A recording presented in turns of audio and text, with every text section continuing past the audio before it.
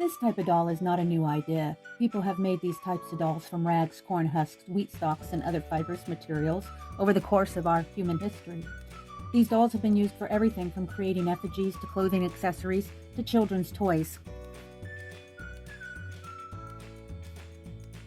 Today I will show you how to make these dolls into and out of tassels using only crochet thread or yarn and one simple crochet motif.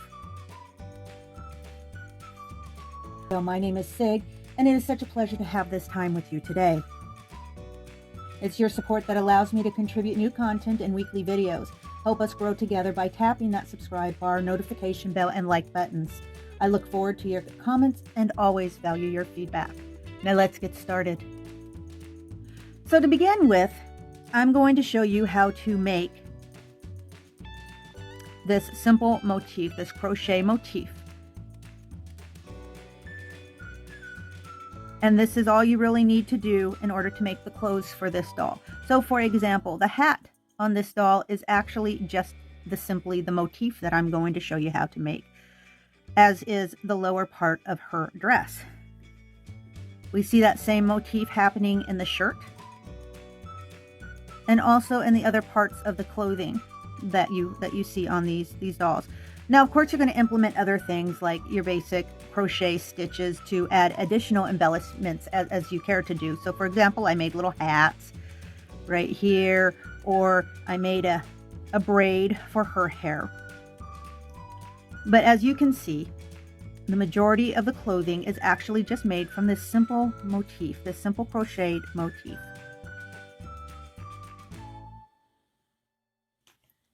So to begin with, I'm using this size 2 cotton yarn. And I'm going to use a size D or size 3 crochet hook. It's a 3.25 millimeter, this one. And it's real basic, real simple. I'm going to begin by making an adjustable ring or a magic ring, whichever you prefer to call it. It's all the same thing. And then I'm going to single crochet 8 single crochets in that ring. 2, 3, 4, 5, 6, 7, 8. I'm going to pull my ring tight. And then I'm going to join that last single crochet to that first single crochet in the ring with a slip stitch, and I'm going to chain 2, and then I'm going to cluster. So I'm going to do basically a 3 cluster kind of bobble. So in this same stitch as my chain 2, I'm going to yarn over and pull my yarn through once, then yarn over. I'm going to insert my hook and pull my yarn through again, and then yarn over. And then I'm going to do it one more time. Insert my hook, pull my yarn through, and this time yarn over. I'm going to pull that yarn through. So I've created my first bobble. And then I'm going to single crochet once and single crochet twice. And I'm going to do it again in my next stitch. So I'm going to do a yarn over. I'm going to insert my hook, and I'm going to pull through. And then yarn over again, insert my hook, and pull it through. And then one more time, yarn over, insert my hook, and pull it through. Then I'm going to yarn over again. I'm going to pull that all the way through to create my next bobble. And in this case, it'll be the next petal of the flower. And then I'm going to chain 2. And I'm going to continue to do that for each of the remaining 6 single crochets on this ring.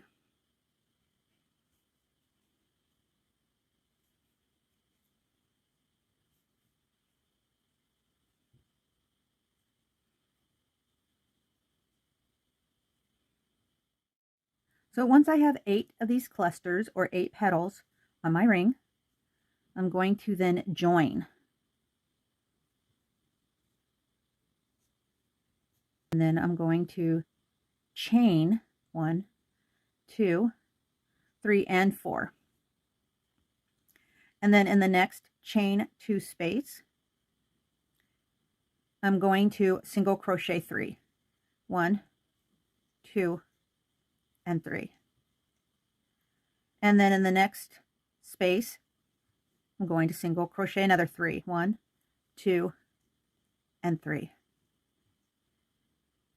And then I'm going to start on the next corner, which is going to require me to chain 3. And then I'm going to single crochet 3 in the next chain 2 space. So 1, 2, and 3. And that gives me my next corner. And then I'm going to I'm going to double crochet 3 more in that next chain 2 space. And then I'm going to chain 3. And then I'm going to single crochet 3 in the next chain 2 space.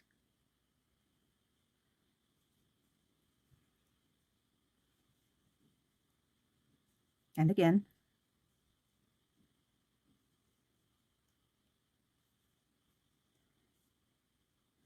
I'm going to do my last chain 3. Then single crochet 3 in the next chain 2 space. And then 3 more in the next chain 2 space. Single crochet. And then I'm going to join in the 3rd chain of that 4 chain back at the beginning of that round. And there you have it. You have your 8-petaled square, your 8-petaled motif that you can then make all these different clothing with. You can make even the hat and the dress. And of course here the shirt and the apron. And then here you join them together and give them a little bit of a border, and you have a shawl, and then again an apron and some nice long open flowy sleeves for the dress. So you can see here is just a single square with tassels, or fringe, I guess is probably the better way to say it. And then here you can even use these squares as a hat or a headscarf. This is only limited by your imagination. Next, we're going to move on to actually making the tassel. So for this one, we're going to be making the tassel to create this size of doll. Now keep in mind, when you're making a tassel, I'm going to wrap my yarn around the vertical length of my pad of paper. So basically, I'm going to use the full length of the pad of paper, but when you do that, know that your doll is only going to be half that length, right? So if I want a 2-inch doll, I am going to need to have a frame or something I can use as a frame that's going to be at least 4 inches long. And then of course for the larger dolls, I'm going to use the size 2 cotton yarn. If I want to go bigger, I can even use a worsted weight yarn if that's what I want to do. As usual, I always encourage you to experiment and try the different types of fibers for yourself.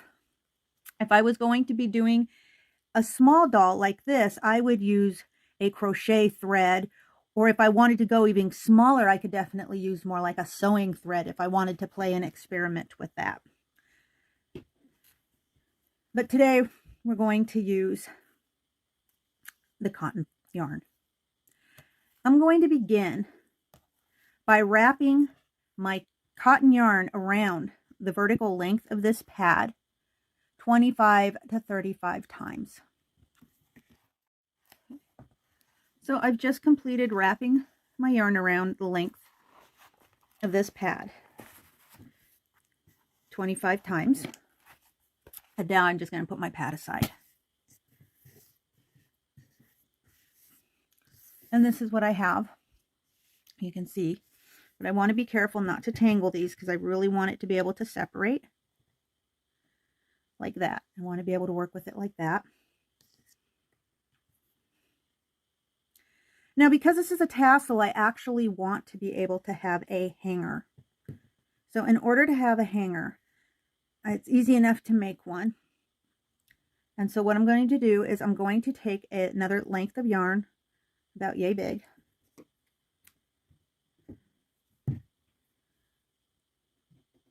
And then I'm going to knot the end. Now I like to double or even triple the knot, just because it gives more a beefier base for things to, you know, cling to, hang from, basically. And you'll see what I mean here in just a moment.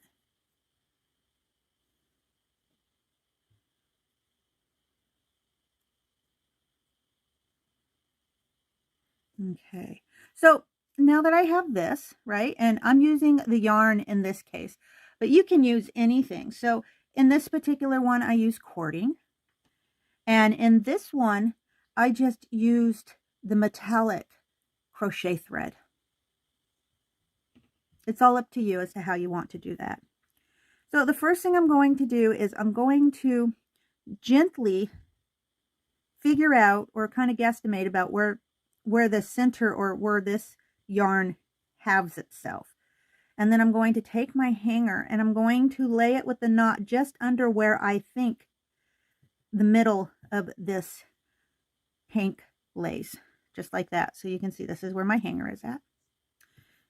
And I'm going to move it over here just to the side, just so that I don't lose it in this melee of other yarn. And then I'm going to cut myself another length of yarn. And I'm going to take this and I'm going to loop it over around on itself a little bit. And then I'm going to lay it and put my thumb in the top of that loop right above where that knot is going to be. So the knot of this hanger, it sits right about here. So I'm going to put my thumb in my loop right about there. And I'm going to gently gather it together. And then I'm going to hold it there, because now I'm going to take my loose yarn and I'm going to begin to wrap it around my hank, but still maintaining this loop, right? Keep the loop from losing the loop. And then of course that extra, the other end of that yarn.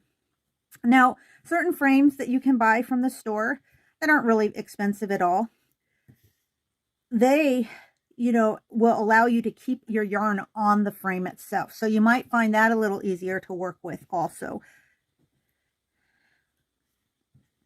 Okay, so now as you can see, I've used this to wrap around several times and to cinch it very tightly around so that my hanger doesn't come loose. You can see it's not going to pull out. And I still have my little loop here and my extra yarn right there. And so then what I'm going to do is I'm going to take this end and I'm going to feed it through the loop. And then I'm going to take this other loose end and I'm going to pull it. And as you can see, as I pull it, it pulls the loop. And the loop then catches this yarn that I just strung through it. And it gives you a very tight, hidden, invisible knot. It's just very, very nice. So normally your instructions would be to just kind of cut off either end so that you can't see the ends of the knot. But in this case, because you're not going to see it anyways, and I want it to be a little sturdier than the instructions you might normally get, I'm going to go ahead and knot it again. Knot those two ends. This way I can be assured that this is just not going to come apart, at least not at that location. Okay, so now you have both ends. I have my hanger, and I have one end of my piece, and then I have the other end of my piece. And what I'm going to do now is I'm going to actually cut my ends apart. Like that. And then I'm going to do it again on this end. And when you do it, be careful not to cut your hanger. That would be a no bueno moment for you.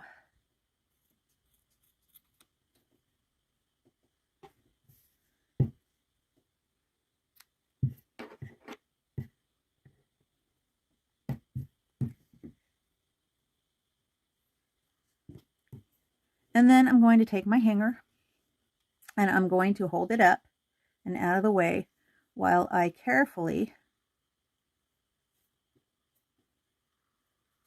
pull all my other loose yarn down and away from it.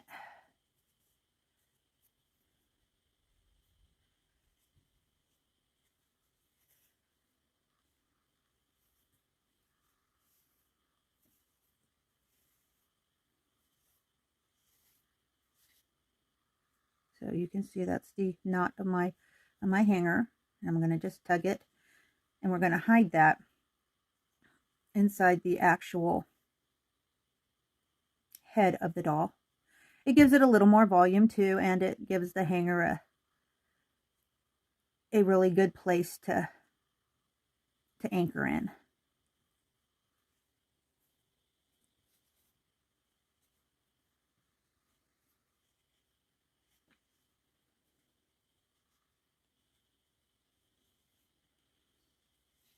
So you're going to have something that looks like this. Now, because I didn't have it perfectly in the center, you can see where some strands are longer than other strands. If you want all your strands to be a perfect length, then you're going to want to pay attention to where the actual center of your piece is at. However, you know, you can always later, once you've finished it, you can always trim the bottom of this so that everything is of an equal length. So it's all easily remedied. So now that I have my tassel top, as you can see, my hanger, and then the basic tassel, we're going to go ahead and do what we did on the inside or in the center of the yarn when we were making the tassel.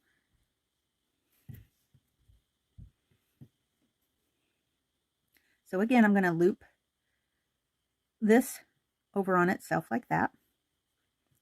And I'm going to figure out about where I want the neck to be, the neck of this tassel. And I think maybe about there. And then I'm going to go ahead and holding my loop in place, I'm going to go ahead and I'm going to tighten my yarn as I bring it around.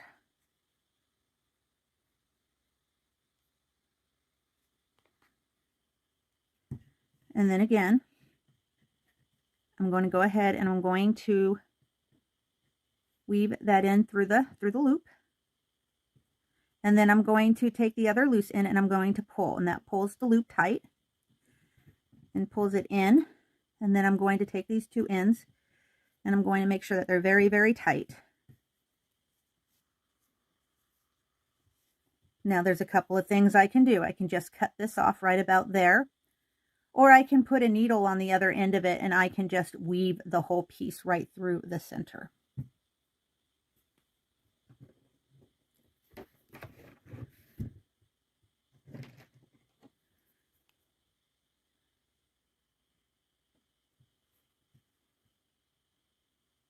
So I can simply just weave it through like that.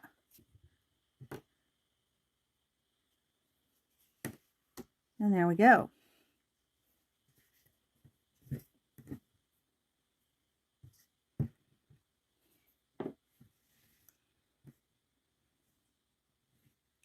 Now for the arms, we're looking at basically the same thing, except this time I am going to do my yarn over the horizontal width of this pad. And I'm only going to wrap it like 12, 15 times maybe.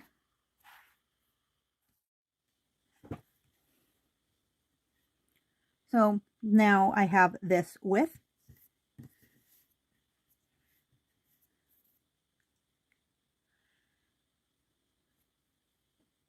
And there's a couple of different things you can do with it at this width, right? So if I decided that I wanted smaller arms and 2 sets of arms,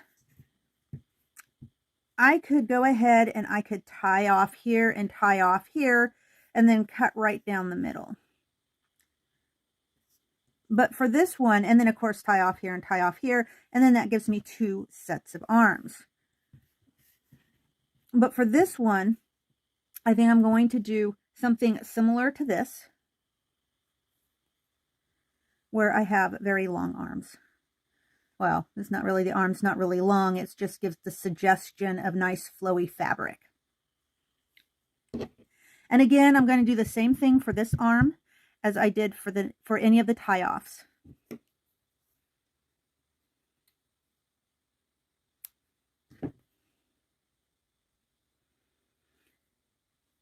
So now I'm going to figure out about where the middle is at. So I think it's right about here.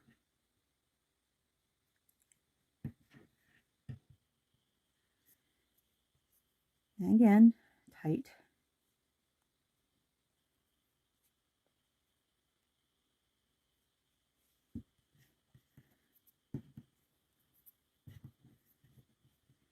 And then put that in through the loop.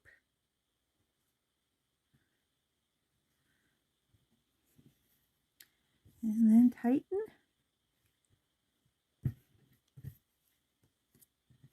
And we have the center of the arms. And again, I'm going to do it again here and here.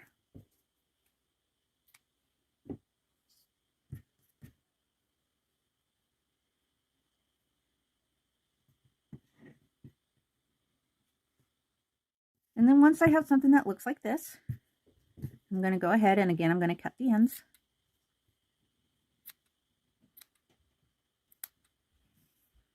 You know, of course, you're going to want to trim it up however you best see fit.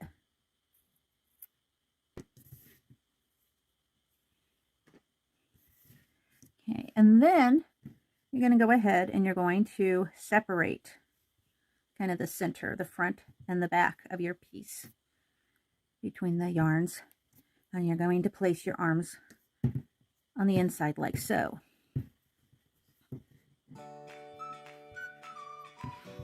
Now, when you're working on this at home, of course, you're going to be able to take a little more time and make your arms, you know, a little tighter. Maybe you don't like your yarn to be so loose looking.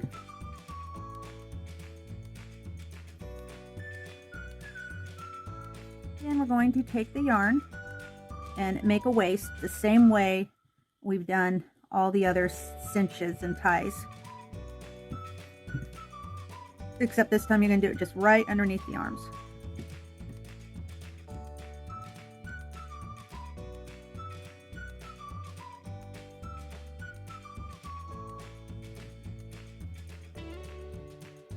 If you want your doll to have legs, the same thing we've done, except we just separate the skirt into a couple of legs, and then of course we make our tie according to the position in which we want those ties to sit.